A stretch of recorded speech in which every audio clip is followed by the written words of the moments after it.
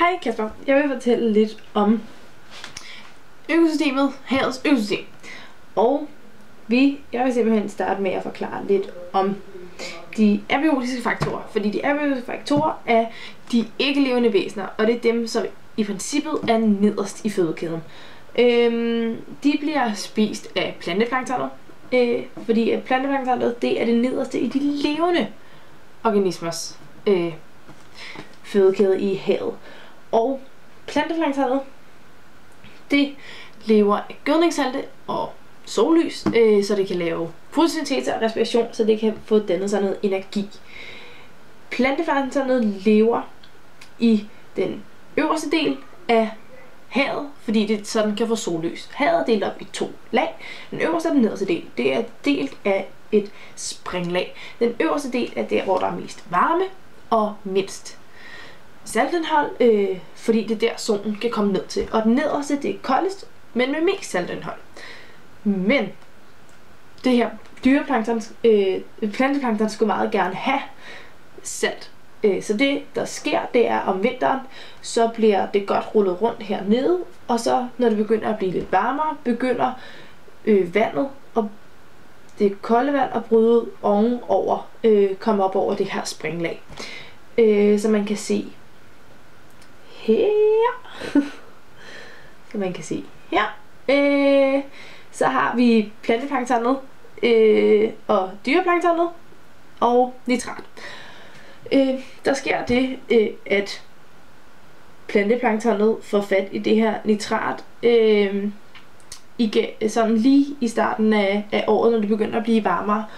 Og så begynder det simpelthen planteplanktonet at stige, og nitratet så at falde, fordi at der begynder at blive mangel på det. Det begynder at blive, kan man sige, en mangelvare. Og dyreplanktonet følger med planteplanktonet, fordi at det er det, der spiser alt planteplanktonet. Men der sker så også det, at de kommer til at spise for meget planteplankton, og så er der for meget dyreplankton, men ikke nok planteplankton. Så de er meget varieret af hinanden, meget afhængige af hinanden. Og så har vi nitraten, som går meget ned, men går meget op igen om vinteren. Fordi planteplanktonet, der er ikke særlig meget af det, fordi at der simpelthen ikke er nok sollys i vintermånederne, og det skal både have salt og sollys.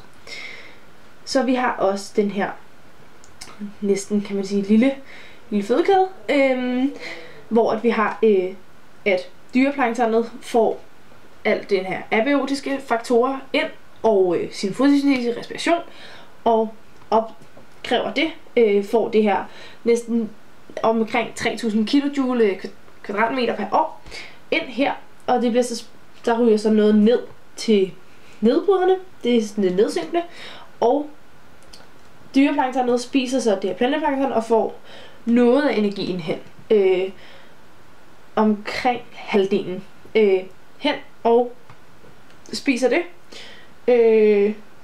Og ja, der er også noget, der ryger ned til nedbrydere, noget, der ryger opad. Men der sker så det, at hvis planteplanktonet lige pludselig bliver stort nok, så sker der det, at så er der rigtig mange bakterier og orme og sådan ting, der begynder at spise det her planteplankton. Det er så dårligt for dyreplanktonet, fordi at så får den ikke lige så meget energi. Fordi den kan ikke spise det, fordi det er for småt. Så alle de her bakterier og sådan noget spiser planteplanktonet.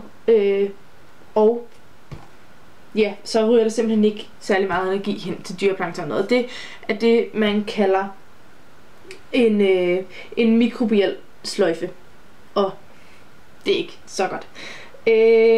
Så har vi så denne her energipyramide, hvor vi har en masse trofiske niveauer, hvor det nederste niveau, det er så de her dyreplanktonne og sådan nogle ting, og så jo mere man stiger, jo mindre energi bliver der givet videre. Vi har så energiindholdet, det er nettoproduktionen, og så har vi hele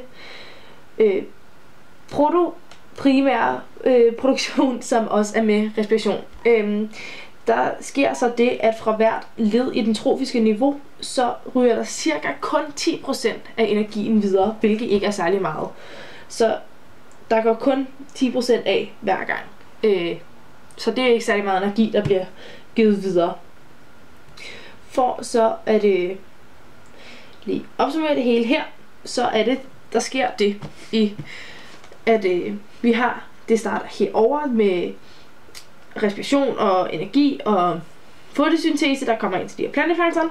De bliver så spist af dyreplanktonet og karnivorer i orden 1 og 2. orden. Og rest deres ryger opad til respiration, og noget ryger ned til de her nedbrydere.